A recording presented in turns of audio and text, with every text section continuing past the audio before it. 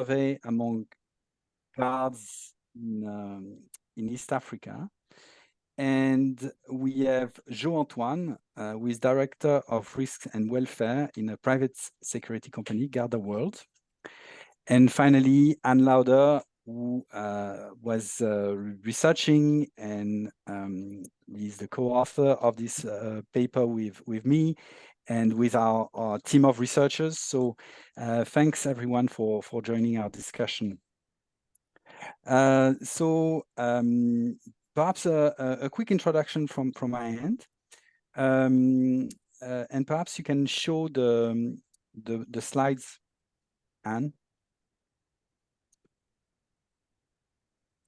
Thank you. The International Code of Conduct Association has been established 10 years ago, and it's there to operationalize international norms, human rights, international law for private security companies. And for several years, we have been developing trainings, various compliance mechanisms, our dialogue with the industry, and we have more and more private security companies joining ICoCA as members. But of course, working on compliance, we need to ask ourselves, what are the factors which lead to potential abuses in the first place? And we thought that actually researching working conditions in this industry could be like a way to explore the reasons why abuse could be committed and contribute to the prevention of that. And that's an important endeavor because, of course, in private security, guards may have power, they may use weapons, they may have access to assets, and their working conditions may have an impact on their behavior. So that's why we started this research. Can we move to the next slide, please?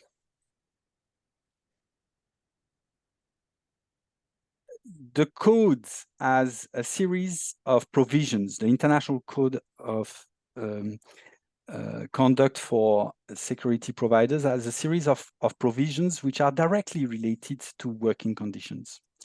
We see here 11 provisions, which range from the prohibition of human trafficking, slavery, forced labor within private security, to questions related to the vetting of personnel, the training of personnel, especially the weapons training, the provision of a safe and healthy working environment, rules prohibiting harassment within companies, rules prohibiting discrimination in recruitment. But these provisions need to be reminded, and we have found that actually in many instances, we got reports that actually private security guards live in very bad conditions. Hence the need to do this research and especially explore the link between those working conditions affecting millions of guards all around the world and the potential risk for abuse. So we started with a review of academic literature, and we met approximately 50 experts all around the world who told us about their various geographic perspectives, their experience, their own research on working conditions. And then we also asked the same questions to a number of guards in different locations, which largely confirmed our findings. And finally, we thought that we would need more in-depth research in 3 countries, Uganda, Tanzania, and Kenya. And we could reach out to 3,000 guards in those countries and run interviews with guards. And we'll share also the findings of this research with you in a moment. So why do we do that? Actually, we would like to use these findings to generate interest for this question, especially among clients of private security companies. We'll come to that because we think they have a big role to play in improving working conditions. And we are now working on the production of guidance of tools to implement those provisions on working conditions, on training materials to improve working conditions that we will circulate largely as a result of this report. So that was my introduction. And now I would like to give the floor to Anne, with whom we conducted this research, and she will share the main findings. Thank you. Okay, awesome. Thank you, Vincent. So I'll just start with a quick overview of the global findings that we came upon when we were doing this research. So first, we found that working conditions tend to be generally quite poor. So wages are low and minimum wage laws are not always respected. We also heard that 12-hour shifts or even longer are reportedly common, though many also say that personnel may choose to work these long shifts. Another challenge that we came across is that additionally, in part perhaps a product of the military culture that continues to overcast the industry, we found that access to unions is restricted and that personnel in general are often extremely reluctant to speak out about these working conditions, which then tends to kind of cyclically reinforce these challenges. So the industry is also reportedly characterized by limited social benefits and a lack of protective equipment from disease, weather, or other factors that personnel might face in the workplace. So what are the consequences of this? Well, we found that it's an industry characterized by high turnover, limited loyalty, high levels of stress, sometimes poor performance in the workplace, and that these negative consequences tend to ripple out on personnel's health and then their life outside of work. We did find some positive things as well. So for instance, some interviewees reported that more PSCs are paying attention to the importance of mental health. And so this element continues to require more attention. Overall, there was a general need identified for a greater culture of care in the industry. So second, we also found that labor migrants are commonly subject to exploitative practices. This, of course, is not unique to the private security industry. And in PSCs, labor migrants tend to be placed in higher risk positions relative to non-labor migrant personnel. And there might be challenges that infringe on their right to refuse work, even in dangerous contexts. So recruitment agencies often charge recruitment fees, for instance, which can lead to debt bondage and tends to tie personnel to their work. Sometimes contracts are not available in migrants' preferred language, which can lead to some misunderstandings about the terms that people are agreeing to. In addition to that, labor migrants might also receive false or limited information about the context on the ground. And finally, to avoid culpability for overseeing that rights are not violated during the recruitment process, some PSCs have relied on some evasive subcontracting practices that makes it harder to track those concerns. So we found there's certainly a need to address some of these power asymmetries when it comes to protecting those who are in vulnerable circumstances in the industry. And then we also found that stratification in the industry occurs along a variety of identity markers, and that affects recruitment practices and working conditions heavily. So the industry is diverse on its face, but unfortunately we found that that diversity is not present throughout the entire chain of command of most PSCs. And so this suggests a couple things. One, that there are structural barriers for minorities entering the field, and two, that opportunities for meaningful participation are stymied by the power asymmetries within the sector. So I'll focus on gender just as an example of these tendencies in the industry. First, positively, we found that many interviewees endorsed the inclusion of women in the sector, and that certainly shifted over time and has become much more embraced than it had in years past. At the same time, we found that current practices often reinforce the inequalities that gender diversity is intended to disrupt. So throughout interviews, we identified that it's often perceived it's a binary, and there might be a lack of genuine risk assessment by gender identity conducted by both clients and companies.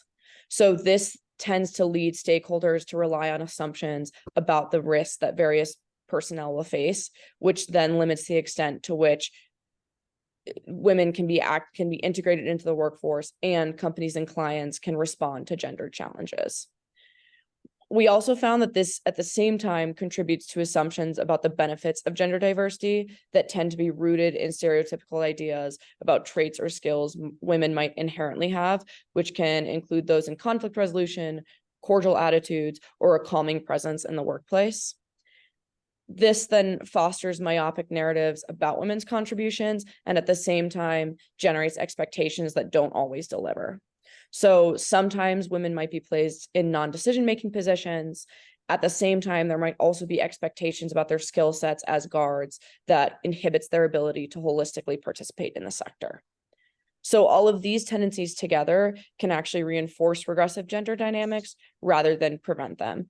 And I think this urges us to be more analytical of the ways that gender is being talked about in the industry and whether those conversations challenge or alternatively uphold the stereotypes that have prevented women historically from working in security.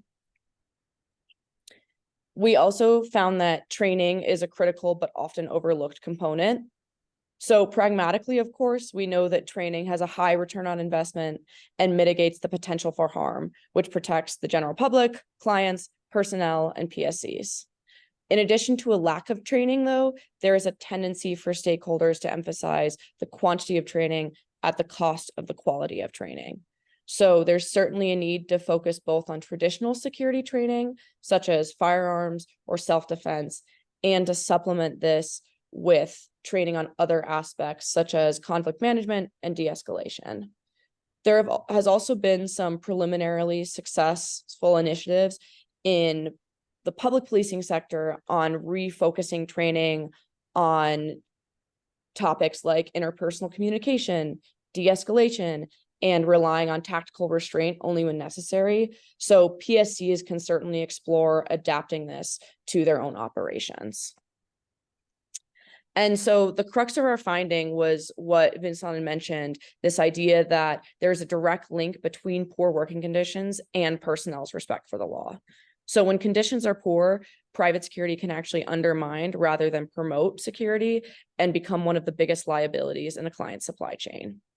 Poor working conditions are often both a violation of personnel's human and labor rights and at the same time increase the likelihood that personnel will violate others' rights. So interviewees and surveys linked poor conditions to lower levels of motivation, increasing levels of corruption, theft, other misconduct, as well as harming the public through forms such as physical violence. And this certainly affects the reputation and the ability of clients and PSCs to carry out operations. So because poor working conditions can be a systematic predictor of abuse in the industry, investing in them is a necessary precursor to actually delivering responsible security. And then our last set of findings, we also identified some key stakeholders that can drive working conditions in addition to PSCs. So clients have a major impact on working conditions. They set the price for security services, which is really important for PSC's bottom line. And interviewees referred to this race to the bottom, where clients are always seeking the lowest prices, which then forces PSCs to operate on thin margins and tends to lead to compromises in their working conditions.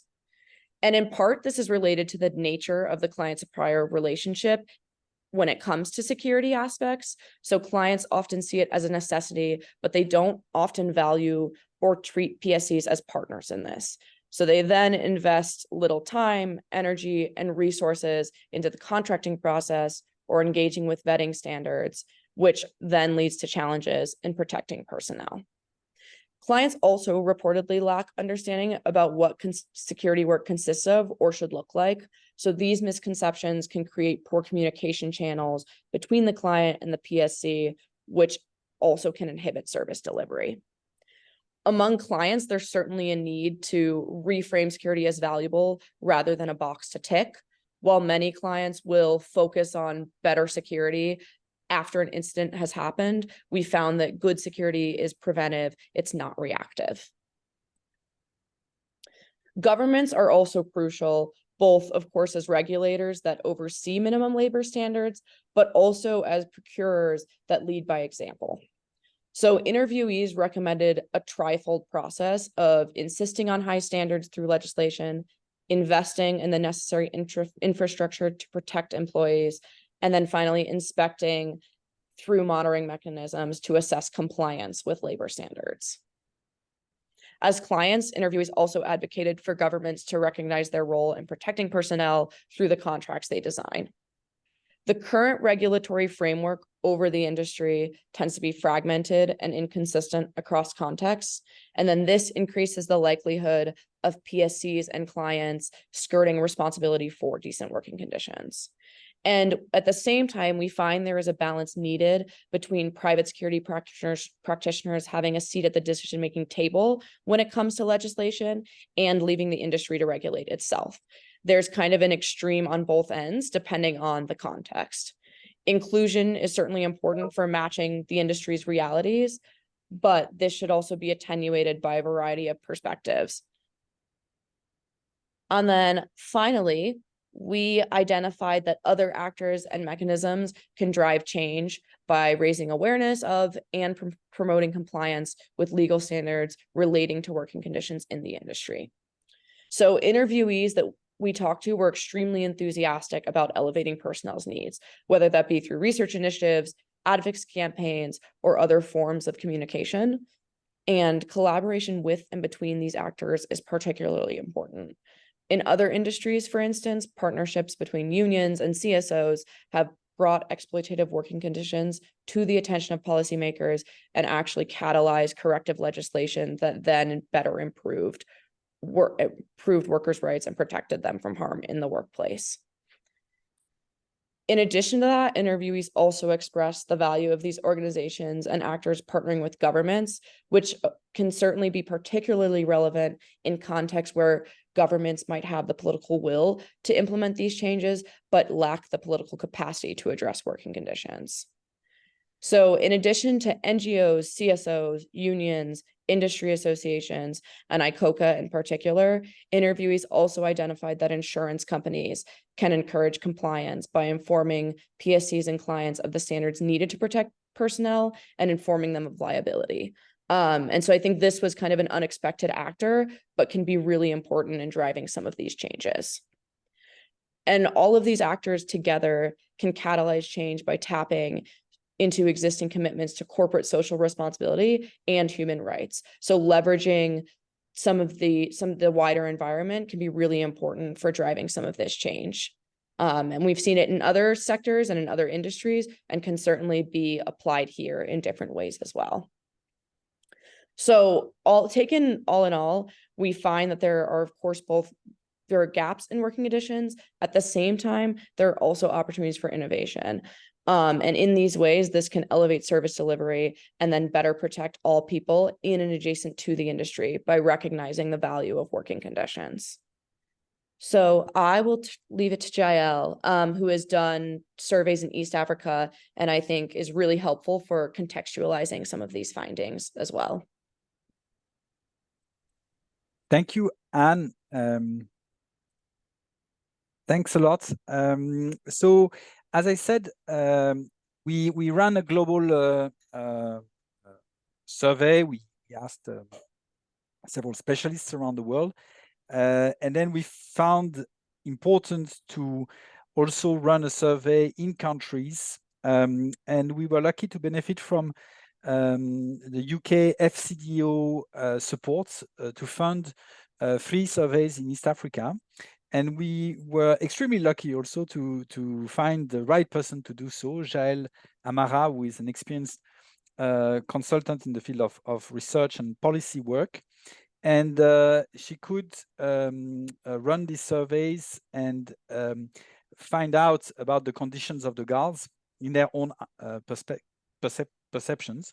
So Jael, thanks for joining us today and for sharing some of these findings. Thank you.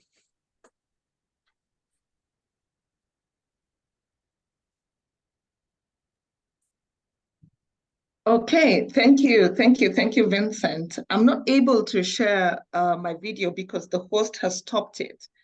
And so, unfortunately, you wouldn't know how I look like today. But I'll proceed with just taking you through the East Africa context in the study we undertook. Looking at the objective of this study has been previously talked about, is that we wanted to look at working conditions in Kenya, Uganda, and Tanzania, and see how we can possibly improve areas of or the areas that we looked at, which were specific to objectives of wages, working hours, access to healthcare, mental and physical health, security, and recruitment fee if they pay. And our key target was security officers and guards who are working in private security companies only. We had a sample looking at Kenya, about 1,000 interviews, so was Tanzania, and about 800 in Uganda. A market highlight that we need to just understand that this, all these markets are different. So Kenya is having about 1.2 million Kenyans, depending on the sector. Tanzania is having about 2 million employed by the whole sector, and Uganda, which is much smaller, having around 50,000 Ugandans employed within the sector. To note is that Kenya has got regulation. There's a private security regulatory authority that has subjected the private firms to vetting and clearance. And so you will find that there's more licensed companies compared to Tanzania and Uganda. Tanzania, on the other hand, has recently introduced minimum wage, which is a challenge for the private security companies to meet them. And then in Uganda, what we know is that the police is playing a big role in monitoring private security firms. And because this industry was previously taken care of by the military, and Uganda does not have minimum wage. So quickly, what's happening in the industry for all the countries? This industry of private security is high entry, high exit. That means that guards always have fear of losing their jobs, and employers also don't give them contracts. It's also associated with poor education, certain tribes, and it's not given the due respect that it's needed. This presence of international companies in all the markets, and that elevates the guards a bit. Those working in international companies are more are perceived to be better. And then we have somebody called a supervisor, like middle-level manager in all the countries, that is very powerful. He's given a lot of authority to hire, fire, transfer guards, and also seeks to get favors from guards in order to treat them better.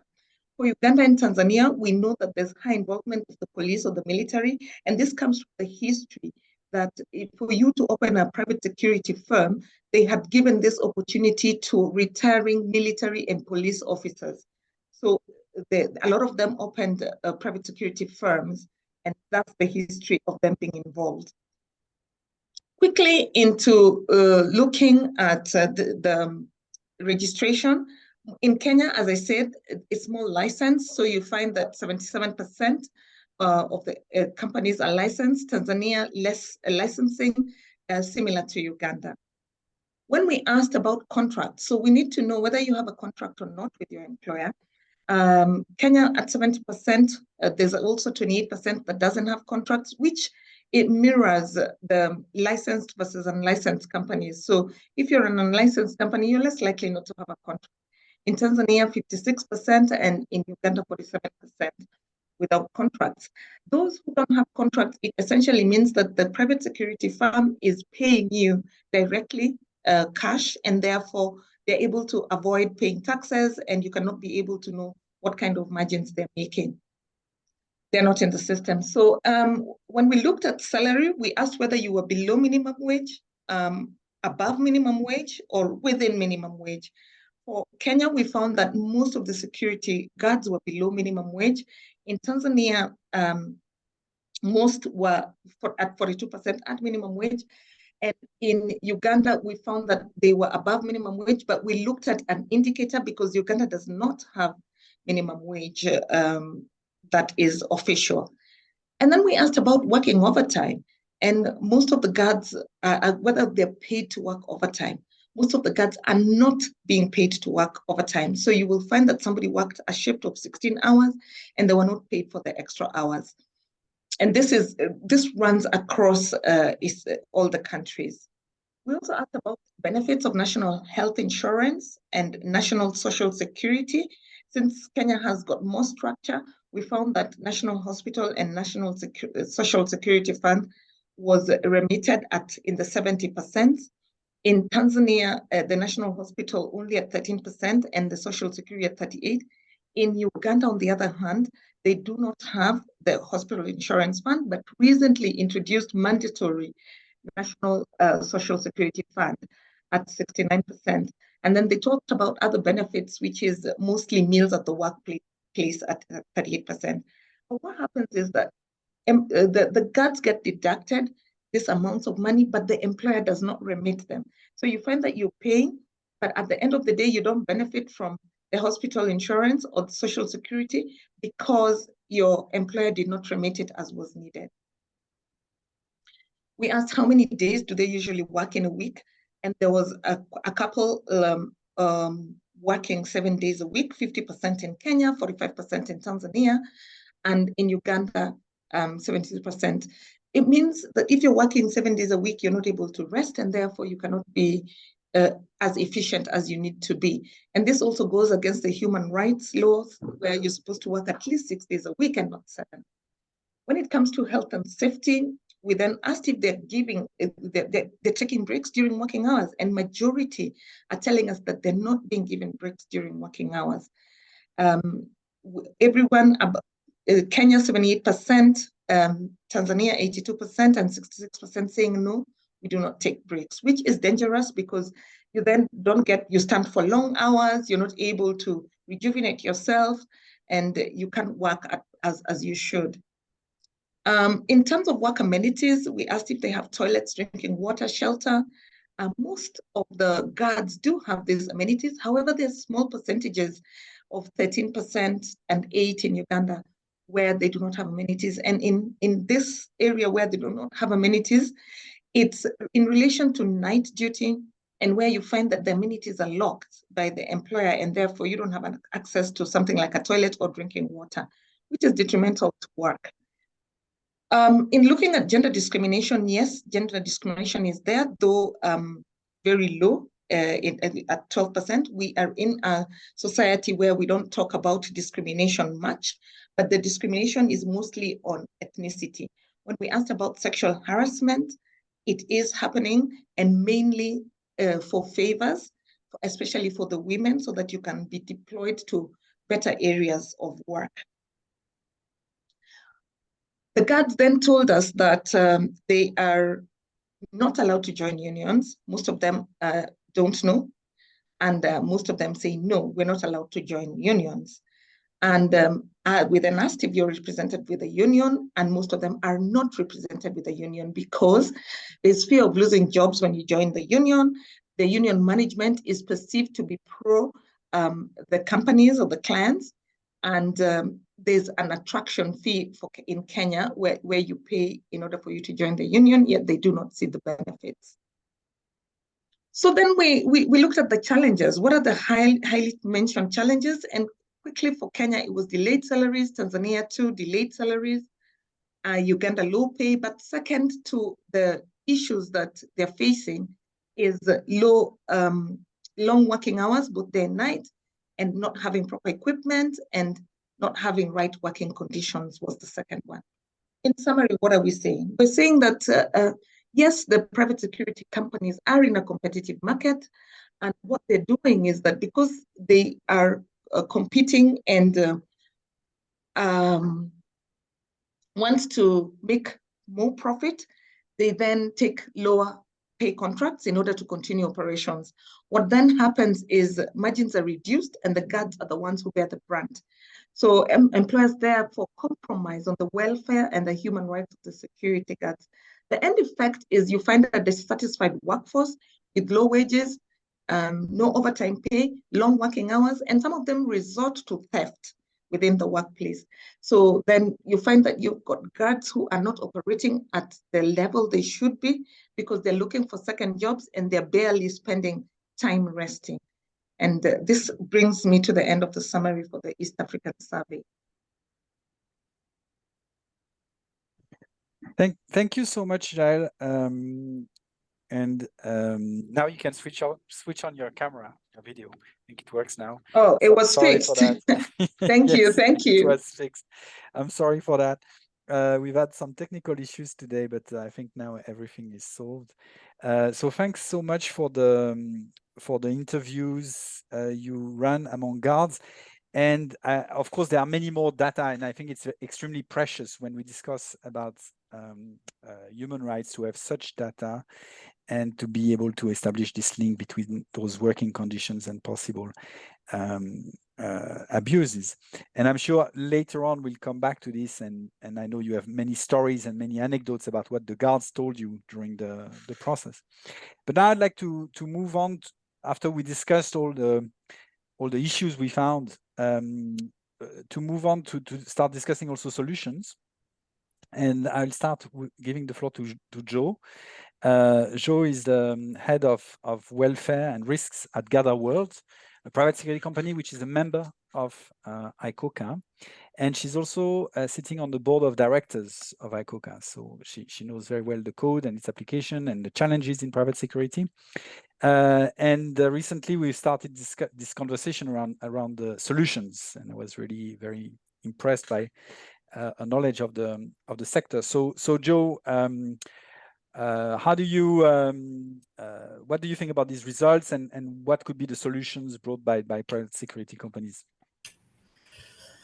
Well, thank you for having me here and allowing me to speak and be involved in the conversation. You know, it's very important. And I think the research is also incredibly useful and an important tool in communicating the implications of poor working conditions within the sector to anybody engaging with it.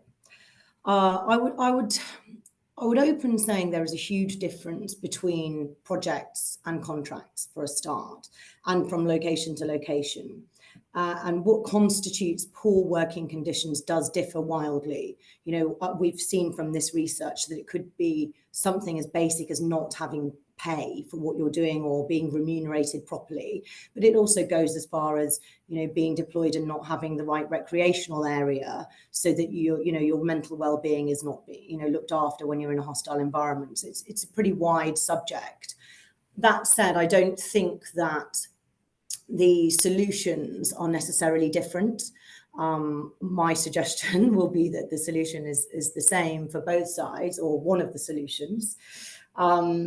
And I would also say that, you know, we've spoken about this being a sector where low margins are common, and that's very, very true. But I would also say, you know, carrying on from what Anne said, even in those areas where the margins are better, we do see clients saying that it is the lowest price technically acceptable, which is something I've spoken to you about before. And that means that as long as the bidding entities submit a technically acceptable bid, they will go with the lowest price. And that puts huge pressure on private security companies not to add anything on to their proposal that, you know, that increases the cost, because it simply renders them non-competitive, and, you know, will go to one of the other competitors in the market. So that doesn't start things off particularly well when it comes to creating an environment of good working conditions.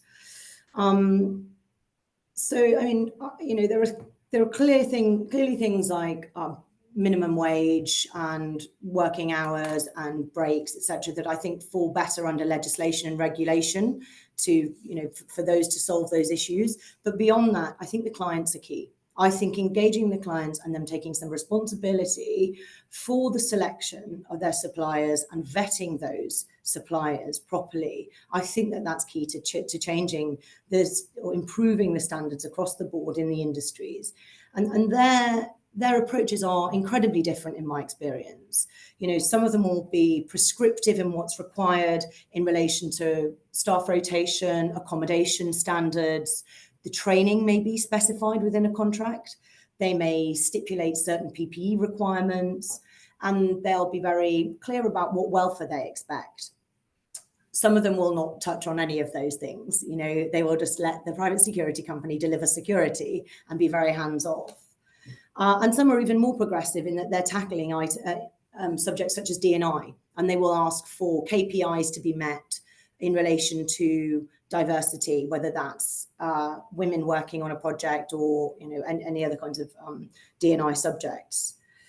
And often the client is completely in control of the welfare on a project when it comes to sort of accommodation, because they're the ones providing it. So it's their standards that the security company is working with, and they may have very limited control over what is delivered with the contract.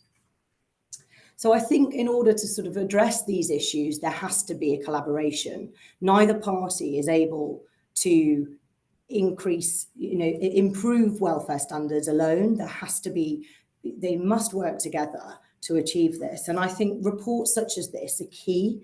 Research findings that demonstrate the link between poor working conditions and then human rights breaches are really important in forming that argument for a client that they should be investing time and money in improving conditions, because that short-term investment has a really greater impact longer term. And so highlighting that there could be fewer incidents, lower turnover, better productivity, a better reputation, all of those things. I think it's key in that respect that we use research such as this to form that argument and start that discussion with the client for a collaborative approach. And I'll give you an example. We work within GardaWorld. I've worked on increasing the number of women across the board. It's been a long project that we have been pushing for some time, and one of the reasons, or one of the benefits that we would see is hopefully addressing some of the SEA cases in rural areas on projects. And we know that if we increase the number of guards and supervisors and auditors and HSE representatives that are women, we know it will have a positive impact. However, in order to do that, there has to be some investment, because it will take a change to the structure around the project. It might mean that we need to think about crashes. We may need to think about adjustments to the living quarters. And when the contracts are sometimes sort of 12 months at most in length, that's really difficult for a security company to absorb those costs, knowing that they could then have the contract awarded to another private security company in 6 months' time. So I think it's not just for the client to say you need to increase the number of women on the contract, or this is a good idea. They have to support that initiative. There has to be this joined up approach. I think the other thing that is really important is that they include these things as contractual requirements, because they can then remove a PSC if they're not meeting them. And it also sets out expectation from the beginning. I think asking for things like insurance, and I don't mean liability cover, that's a given, that protects the client. They should be asking the private security company to demonstrate that they have adequate medical cover in place, and through certificates, etc. They should be asking for D&I policy where it's applicable. Obviously, we understand that the size of the security company may mean that some of these things are beyond them, but they should be asking, what is your strategy? How are you approaching this? That should be part of the bidding process, and understanding, what are you, as particularly where you're moving people from one location to another, and you're, as a PSC, responsible for individuals' well-being sort of in their downtime. What are you doing to support them? What are you giving, how are you giving them a break? And really asking for that evidence, conducting audits, like asking for in-person checks to be conducted by the client. I think it's hugely, because it's one thing as well providing something up front that says we will do this, but then actually seeing it through and doing it is another matter. So I think that I'm not saying, and I'd like to just add, I don't think this is absolving PSCs of responsibility. They are the ones with the duty of care to their employees and their contractors.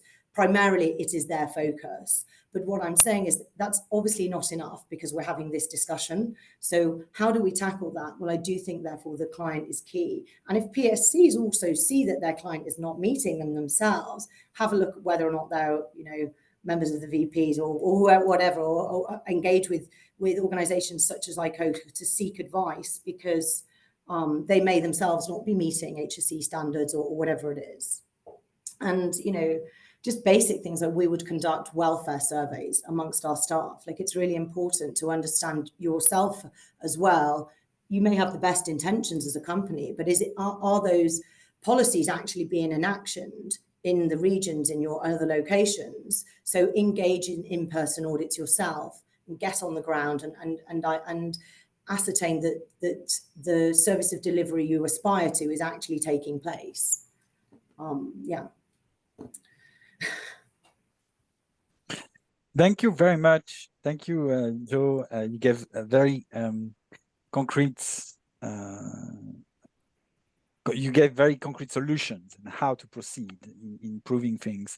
Now I'd like to turn to our partner for this research, Eddie Stam from Uni Global Union. Eddie has a long experience in dealing with private security from the union perspective, because he's heading the division in Uni Global Union, dealing with issues related to the private security industry. Eddie, so what do you see as perhaps what is your own diagnosis on the working conditions in the industry and the possible causes and solutions to improve working conditions? Yeah, it's always an honor to be in these kind of meetings and to be asked for solutions, which are never easy. There is no easy fix. But well, first of all, I'm very happy with the research, because it shows what we already knew, but some people never believe us. So this is sort of the evidence. But if I go in the field, which I did a lot the past couple of years, and I speak to security guards, I don't get a totally different image of the sector. And in fact, the sector just has a very bad reputation if it comes to living up to certain labor standards. Yeah, what can we do? Regulation, that's key. But regulation, it's hard or soft regulation without enforcement doesn't solve the problem. I mean, if there's a lot of countries who have a minimum wage, who have a legal minimum wage, and still, like for instance, we negotiated, or one of our unions negotiated a minimum wage in India, because people were only getting 50% of the minimum wage. And actually in the negotiations, they had to make steps to 75 to 100% of a legal minimum wage. A thing you shouldn't be negotiating about, a thing that you should demand, and that should be fulfilled right away. And that happens in many more economies where there's a minimum wage and people don't get it. And as long as it's not seen, as long as there's no union in place, as long as people are afraid to join a union, nothing will happen about that, because there's no minimum wage police. Hardly in any country there's minimum wage police. So enforcement is very important. If we have soft regulation like a code of conduct, actually ICoCA is not the only code of conduct. The International League of Private Security has a code of conduct too. Yeah, it helps, and it's a good way of companies asking themselves, are we living up to our standards and to general standards? But it's not the final solution. And also, what is the coverage? The ICoCA code, how much percentage of the market is actually signed the code? It's a small percentage. So then I come with an obvious solution, which is because I'm a trade unionist, I would say collective bargaining is the solution. But not only because I'm a trade unionist, but there's also ILO, which is an organization of the United Nations. I quote, collective bargaining is a key means through which employers and their organizations and trade unions can establish fair wages and working conditions. It also provides the basis for sound labor relations. Typical issues on the bargaining agenda include wages, working time, training, occupational health and safety, and equal treatment. All the things that we discussed in the report. That's ILO. OECD, which is maybe a lesser friend of us, because OECD sometimes is not so happy with unions, but they say collective bargaining and workers' voice are key labor rights, as well as potentially strong enablers of an inclusive labor market. UN Global Compact, Principle 3, businesses should uphold the freedom of association and the effective recognition of the right to collective bargaining. So I know there is a certain fear for collective bargaining and unions, because if unions get powerful, some entrepreneurs think that it will damage their business. Well, if you look at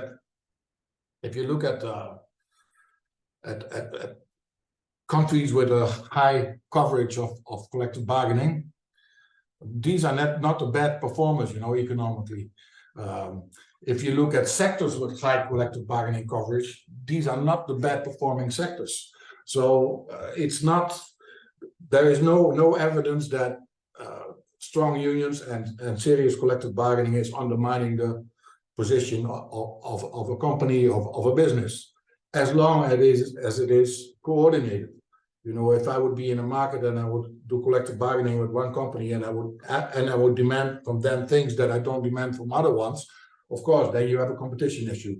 But that's not what unions do. In general, if we can, we have sectoral bargaining. If we cannot have sectoral bargaining, we try to set up coordinated bargaining, so to make sure that we have more or less the same demands in every company. And at the other hand, even if you would do company bargaining, then there's often an employers federation who does the coordination from the other side. So it's never like the highest bidder. It's always some kind of coordination behind the scenes.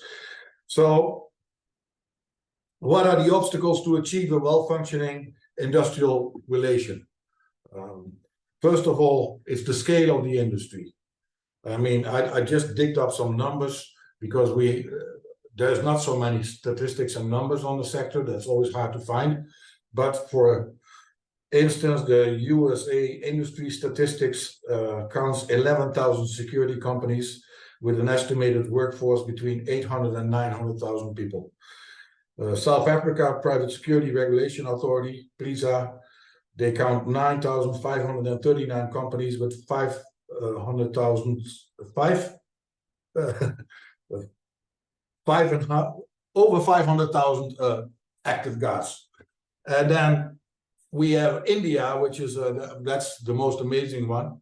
They count, that's the Ministry of Home Affairs, they count 19,500 companies with an estimate of 7 to 9 million staff. So that's the scale we're talking about. If you look at Europe, which is very organized, ICoCA, the Employers Federation, the European Employers Federation, they do the count over the member countries, which is 17 countries, 17 EU countries. They have 45,000 companies with 2 million staff. So you see that scale is very hard to work on if you look from our side of the story. How can you build a union on that scale? How can you be a relevant factor in that scale? Then we have the low entrance threshold. We have you see pop-up companies everywhere. You see bottom feeders. You see fly-by-night companies, which put a lot of pressure on the competition. There's just too many companies, and there's too many new entries to the market who undercut and who force the good-willing companies to lower their prices. And the only way you can do that is pressure on the labor cost. Then we have cost number 3 is the price-driven competition. A lot of clients, including very prominent clients like governments, seem to go for lowest price only. It's very hard to break that spiral, and that, like, then you will see that you get a very bad company. For instance, we had that in the past in the European Parliament, and lowest price. So things that we try to change with manuals and also with legislation, with European legislation, but on a global scale we cannot change that. In Europe we have a counterpart, which is the EU, but on a global scale we don't have similar counterparts. So if you Google private security scandal or private security misconduct, you'll be amazed how many stories will pop up. It's really, the reputation of the sector is really, really bad. There's very little good stories about private security. There's something to do about. I mean, if we have these organizations like ICoCA, but also the COAS and the International League of Private Security, they should do a lot more on the image, on PR. So what is our biggest problem? That is low union density. I would say that the density in the sector always has been low, and there's some reasons for it. It was a relatively unnoticed industry before. It came to development in the later stage. I mean, it's not an industry that was there in the 1860s when the first unions were formed. There is no union history. There's a very high staff turnover, and there's a lot of anti-union behavior from companies. So it's not an attractive sector to build a union in. It's really hard work. There is no exact figures on the global workforce in the sector. So there's also no exact figures on the union density. There's a EU sectoral representativeness study, but it doesn't really give clarity because there's so many domain overlaps in that study that you can't get a real good figure out of that. But to my personal observations, it is way below the OECD average. OECD average is about 17%, and I would say in private security it's way lower. The collective bargaining coverage, especially in the EU, is much higher. So the collective bargaining coverage is how many of the workers are covered by collective agreements. That's much higher in the EU, and that is due to institutional, cultural, and historical embedding of collective bargaining within the EU system. And therefore, the basic working conditions in the EU are above the rest of the world, I would say, in general, not all of them, but in general. But if you look in local markets, they're still at the bottom of the labor market, the working conditions. The EU Directive on Adequate Minimum Wage and some text in the Public Procurement Directive, they support collective bargaining. And then we have our global agreements with some big companies, not with all. That gives a head start for local unions. I mean, if we have a global agreement with, let's say, allied G4S, the Kenyan example is a very good one because it was our local union that we built, that we developed, that worked together with GadaWorld in the first place, which was KK Secuirty before. They worked together and they lobbied the government. GadaWorld took over that company, but continued that work. G4S joined on our pressure because we have this global agreement with G4S and said, you have to be part of that too. And the result is that there was the Private Security Authority that was founded. And the result is that companies must be licensed. And the result is that there's many new collective agreements. I wouldn't say it's paradise, but it was a big jump forward that we try to copy in other East African countries.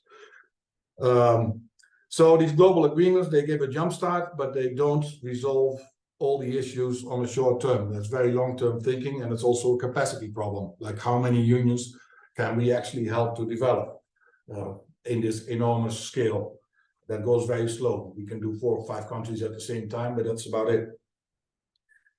So my recommendation to companies is the only way up is to embrace and promote sectoral collective bargaining and facilitate unions to grow their representativeness and be a serious partner in raising the standards. And all around the world and all around over history, it has been proven that that is the way out of misery, and that is the way up. And the way of fierceless competition, endless competition, is absolutely not the way up. That is going down the drain at the end of the day. So, yeah, that's about it. Thank you, Eddie. Perhaps before we start the discussion around these different findings, we can show you the policy brief itself. So if you want to know more, you can have access to it on the ICoCA website. So we have published today a policy brief, and soon we will publish the full reports with our findings. So here you've got the address of the ICoCA website. The report is called "When the Abused Becomes the Abuser: Poor Working Conditions in the Private Security Industry Undermine Human Rights Compliance." So soon we'll publish the report, and also a bit later we will publish the findings in East Africa. And I think we will also continue the work with Jael to disseminate those findings in Kenya, Tanzania, Uganda, because there we have also lots of work. We got a question from the audience about the role of insurance companies. Do you see a role for insurance companies in improving working conditions, in improving the situation in the industry? During the research, we came across that indeed. Who would like to address this question?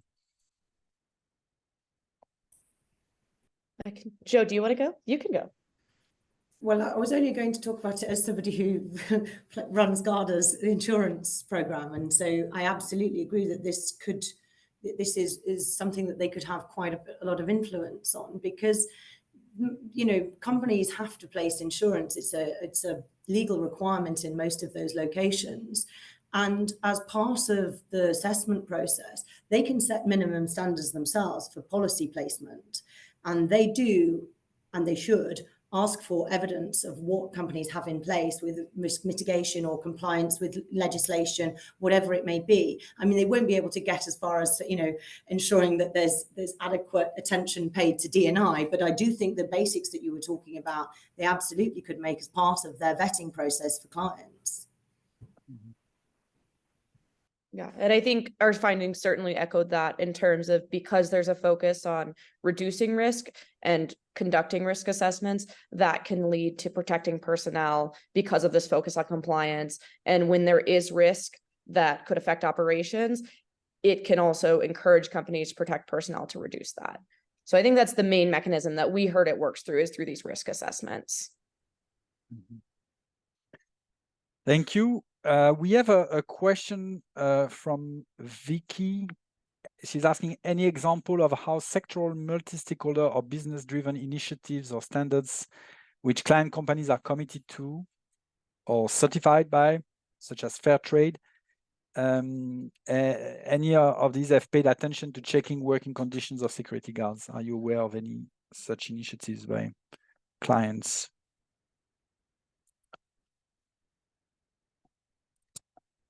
No. I think this would be, yes.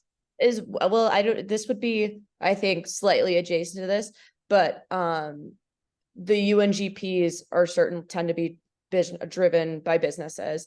And so those have been important for having clients, the client side, like big oil companies or companies like that, committing to upholding certain standards. It's particularly related to human rights abuses. And as we've seen, some of the working conditions do matter for carrying out basic human rights due diligence in this sector. Mm-hmm. Yeah, and we've seen during the research that actually, yes, indeed, clients have a big influence, that big companies tend to sometimes ensure better due diligence, checking whether their private security providers, for instance, are paying the remittances, making sure they are doing so. We've seen some initiatives also from big companies to try to prohibit recruitment fees, which is a major concern in some contexts when private security guards are hired abroad and have to pay recruitment fees to be recruited. So we've seen, for instance, IKEA making a plea not to contract with private security companies which would use recruitment fees, or so that these are some indications that things are moving. Yes, Eddie. Yeah, I would also mention that there is a drive on mandatory due diligence. We have it started in France and then in Norway with Openheidsloven and in Germany with the Lieferkettengesetz. And I had discussions with employers about that, and there will be a European directive on that too. And they say, well, this is a global issue, and we are European, but it's a global industry, and you have global clients. So at a certain point, you can have a violation in let's say in Kenya, and a client and a client in Amsterdam would say, we don't work with you anymore because you don't meet our due diligence standards. So that's a trend that is coming up, and that will get stronger and stronger, and that's also helping us. Yes, absolutely. And perhaps I have a question for all of you, actually. What differences do you see across regions? Because we have been conducting this research globally and also in East Africa, and most of our findings are let's say, are valid in all regions. But do you see major differences, or what are the specific challenges in different parts of the world?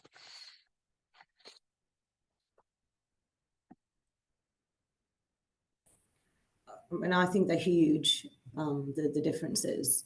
And the model, the standard operating model for the location hugely impacts what constitutes poor working conditions.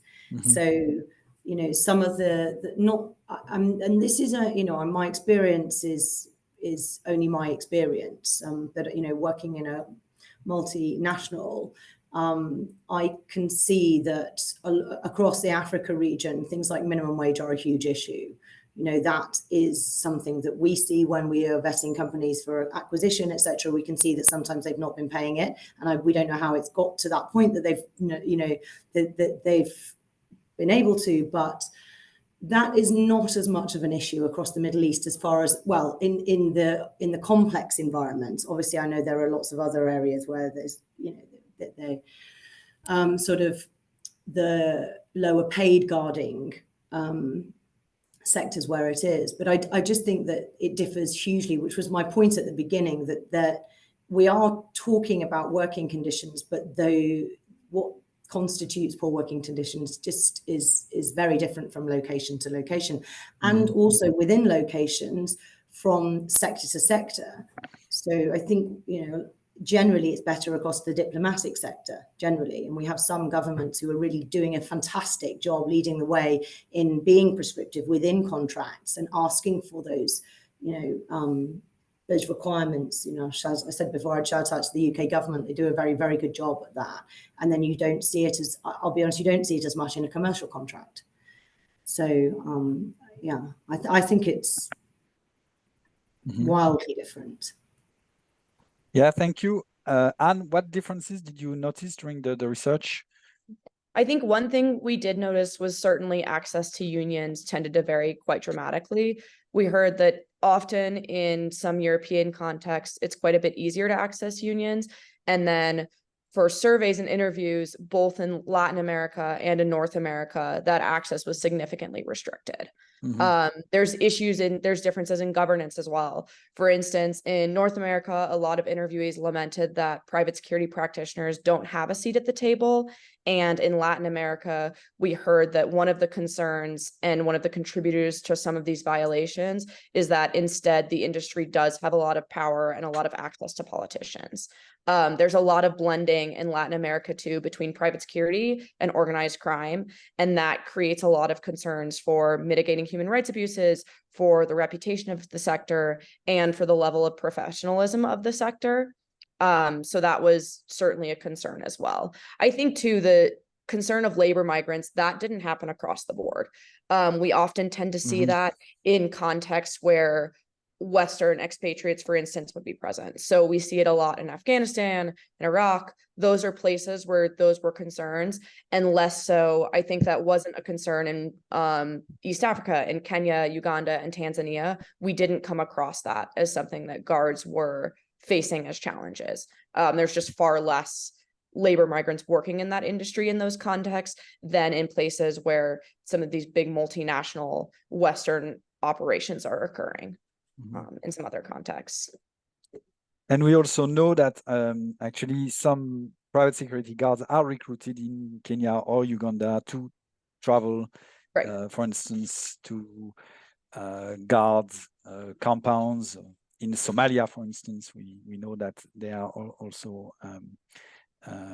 migrating, let's say, from East Africa to be hired in other parts of the world. Jaël, how would you describe the specificities in East Africa? Okay, yeah. So East Africa has seen a big migration of those going to work in the Middle East. And we do know that their working conditions are better than what they would be back at home. And you will find that those who are migrating into the Middle East are those who even have a certain levels of education. They're not taking those who probably are not having some form of a college education. So you find that I have a college education and I'm still going to do security work and I'm still not treated as well as I should be, but it's much better than if you were back at home where guards are perceived as a very low paying job with no education and the kind of job that lacks respect. And so these are the variations we see in guards working out of Kenya as opposed to those guards that are working within Kenya. Mm-hmm.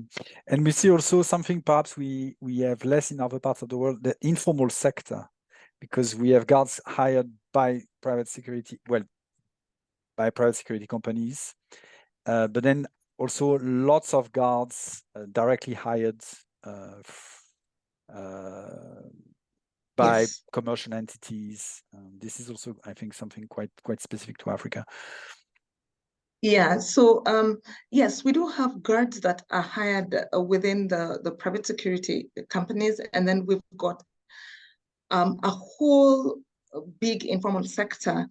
They are known as the Maasais, who just have a spear and also take up the role of guarding. And in some cases, they're considered to be better at guarding than those who are coming in with private security companies, because those in the PSCs are looking at guarding as a stepping stone to what do I do next? Mm-hmm. So I'm not in this to stay. I'm in this because I don't have something to do. I need some income. I need to feed my family. But what else can I do? So as soon as I get something to do, I exit. Whereas the Maasais continue to remain in guarding. And so you find these differences being brought out within the market. And the ones who are within, as I said, the industry is high entry, high exit. So I quickly get a job. If I get something else, I leave it. So it's never considered as a career that I'm going to have this career for life. There are very few guards within this market who then take up guarding as something they say proudly that they're doing it. But there's very little pride in being a security guard when we look at East Africa. And mainly it's because of how they're treated, how they get into the jobs, how they're paid, how they work long hours. And yeah, so those are some of the things that affect this market. Yeah, actually, we came across lots of mentions of respect and self-respect. And that lack of self-respect could also lead guards to adopt more aggressive behavior or engage into corruption, and that because the profession is not respected enough by the public, we could see these kind of problems. And so there is also some education to be done to somehow show the importance of their work, but also give them the tools. Sometimes they mention even having proper decent uniform to do the job and have self-respect. Eddie, do you want to comment on the regional specificities or differences in the industry of working conditions? No, I wanted to comment on a question that I saw in the chat. Question from Vicky, yes. The question about multi-stakeholder initiatives. Well, we are a multi-stakeholder initiative. We are, as we speak, we're all together. We are a multi-stakeholder initiative. There is not such a thing as far as I know in the private security, something like a fair trade or whatever. And I also don't see how in the complications that I mentioned, how that could work. I mean, we did a multi-stakeholder initiative with the Bangladesh Accord, for instance, after the Rana Plaza disaster, And that's a one issue accord that's on basically on fire safety. And that's already a very, very big job. First of all, to get all the producers and all the outlets in line. We have a big part of the world, but not all of them. Americans are a problem. And then when you have them in line, then you have to deal with the government, who doesn't want to the industry to move to another country where they can do the same tricks again. And then you have to have like an inspection in the country that has to be licensed. So that makes it all very, very complicated. And that works in one country on one issue is doable. But if you see the problems that we are facing, and if you see the scale of it, then I cannot see how a multi-stakeholder initiative could resolve that. The best is that people get some kind of certificate, as the ICoCA certificate, that it worked. That's the most soft form of a multi-stakeholder initiative that could work. Perhaps Joe, you want to comment on that about the role of the ICoCA certification?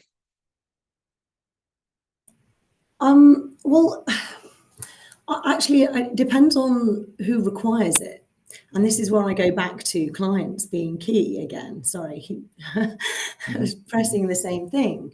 But, you know, I've pushed, it's difficult because you've got to tread the line between barriers to entry for smaller companies that are, you know, can't afford certification.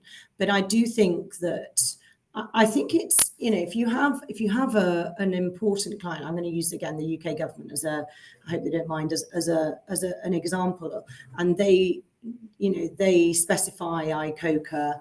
I think, I can't remember its affiliation, or I think some of them it's membership as part of, you know, requirement to bid on their contracts. Therefore, it's really ensuring that you're adhering to the code and checking yourself as a security provider is very important, because it's not just, it's also part of your contractual requirement as well. So yeah, I think that it has limited, it can be limited in what it can do in shaping the way that companies behave, but it depends on how clients perceive it and how governments perceive it. And if they hold it as something important, then actually, as members, you hold yourself to it, and you view it as something that's important as well. So I don't think it's, I would give it more credit, is my point. Thank you. So we got a new question about private military companies and perhaps working conditions in private military companies. And it's true, the research covered mostly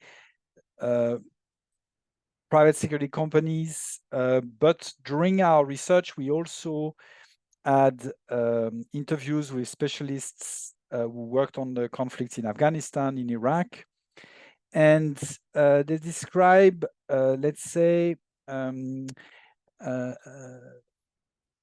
kind of very different situation depending on the nationality of the private security guards hired by private military providers, contractors, showing a very, how to say, a series of concentric circles around the perimeter, for instance, with on the outside the local guards who are poorly treated, poorly paid. On the inner circle, you would have third country nationals, like for instance, lots of Nepalese had been hired to work for private military contractors in those situations.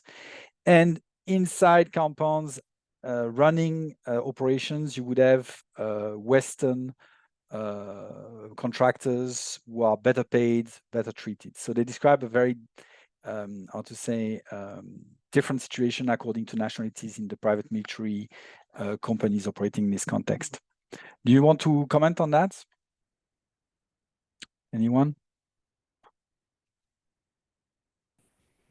I would echo that. I think one thing we heard from a lot of interviewees is that there's kind of this reverse concentric circle around this, where those who are being paid the least in these contexts tend to also absorb the most risk. And those who are being paid the most tend to be better protected, and tend to have a little bit more advantages in this workplace. But also I think the income as well tends to vary dramatically. There tends to be a lot more money poured into these private military contracts in these complex environments relative to some of the more standard guarding. Joe? I'll add to that, but I'm just going to reiterate the point that we're a security, not military company. And, the terminology is very important to the PSC industry, particularly at the moment. We wouldn't be a certified member of ICoCA if we were a military company. But going back to your point on the model, it's beyond, I sort of want to give some context to why that model is often used surrounding a compound. It's because a local individual is the right person to interface with the community. It is the least aggressive way of protecting and allows for communication. And guarding, as you say, is generally, when you look at a model, a static guard is probably a less complex and requires perhaps an individual who has not had operational tools or multiple operational tools to undertake that role. Then often mobile teams, who are the ones that move around, are the ones that will be expatriate and local heavy, and that is to do with that. It's to do with their experience, and rather than the idea that these individuals are collateral damage. So I sort of want to just dispel that myth, because I feel like it's a poor representation of why that model is used. It's to do with risk management, and actually, in my experience, the most exposed people are the ones who are mobile. But that said, I mean, yes, often expats are paid. When we're talking about Western expats, obviously everybody's an expatriate, but that is working within the location. But often they are. But that is to do with the fact that they have greater depth of ex-military experience. In the same way that you would pay a special forces individual more than a regular soldier, because you are taking on that experience in that context, is that they understand the geography that they're working within. So that's not really, I'm not defending all of this. I'm trying to give some context to why these models are used. That's very, very important. It relates also to the question of the selection of the staff and the question of the training of the staff, which has been identified as a major issue. We saw that companies often provide minimum training, but perhaps not the training that guards really need. For instance, de-escalation techniques or training related to of course, the use of force and restraint, and how to show restraint in the use of force. So often guards are not properly trained, and then incidents occur, and often guards actually have to face the consequences of this lack of training, as they are arrested, and it's not the company itself which could bear the blame. We are reaching the final part of this discussion, and I'd like now to turn back to you to perhaps ask, let's say, if there was one recommendation you think should be implemented now, what it should be the most important element you would like to share, or what perhaps you find the most difficult type of working condition we need to address, or the main stakeholder we need to talk to in order to make a change in these working conditions.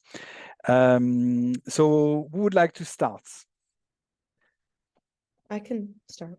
Yes, please, Anne. Perfect. Okay, so I'll focus on governments.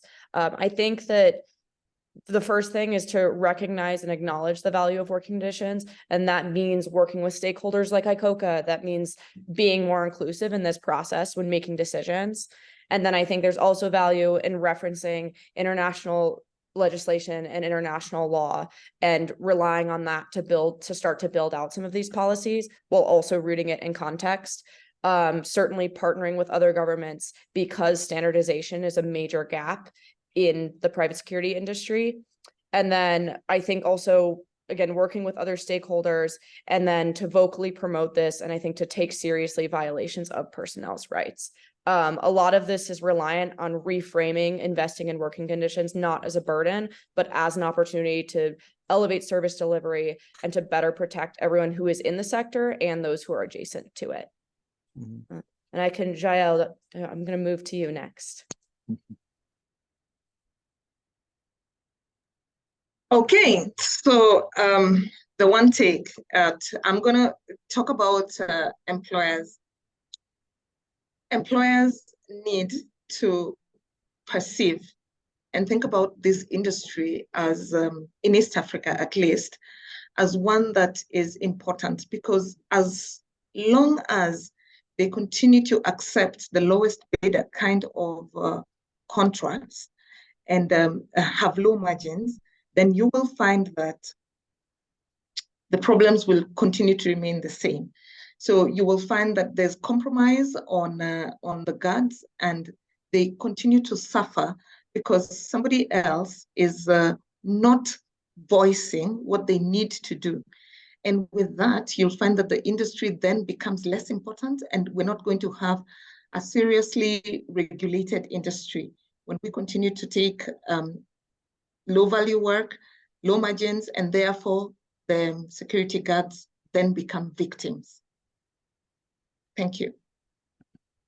Thank you, Jael. Joe?